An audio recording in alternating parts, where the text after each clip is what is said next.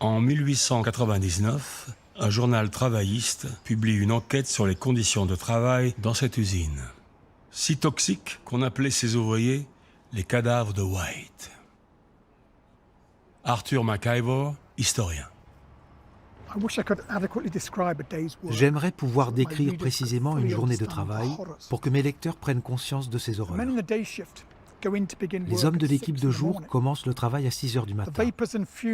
Toute la journée, ils respirent les vapeurs et les fumées des produits chimiques qui rongent le cartilage de leur nez et empoisonnent leur sang, à tel point que les estomacs ne supportent plus que certains aliments.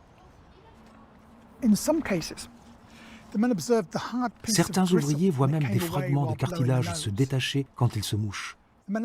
Parmi les ouvriers examinés dans l'usine de White, pas un seul ne présente un cartilage intact.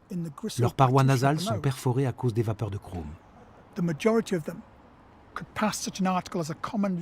La plupart d'entre eux pourraient faire passer un crayon à papier à travers leur nez de part et d'autre. Certains ouvriers ont même dit qu'ils payaient des collègues pour mastiquer leur nourriture à leur place.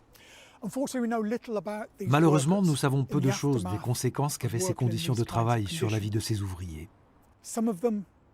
Certains ont perdu leur emploi et sont tombés sous le coup de la loi sur la pauvreté. D'autres ont dû aller vivre à la charge de leur famille, infirmes et mutilés pour le restant de leur jours.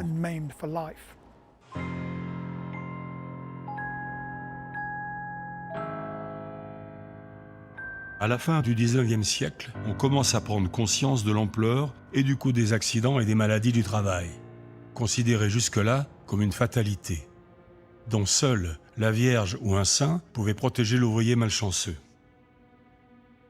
La prévention par la foi, comme dans ces étonnants ex-voto italiens.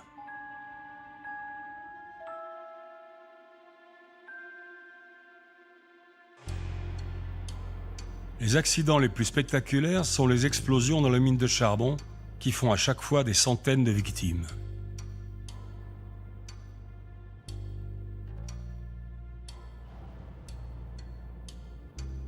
Mais les accidents industriels, dont on fait pour la première fois un décompte statistique, font aussi des dizaines de milliers de victimes chaque année. L'Allemagne et la France votent alors les premières lois de protection sociale. Aux patrons récalcitrants, on oppose un argument imparable. Il faut protéger le corps des ouvriers, car ils sont du capital, au même titre que les machines.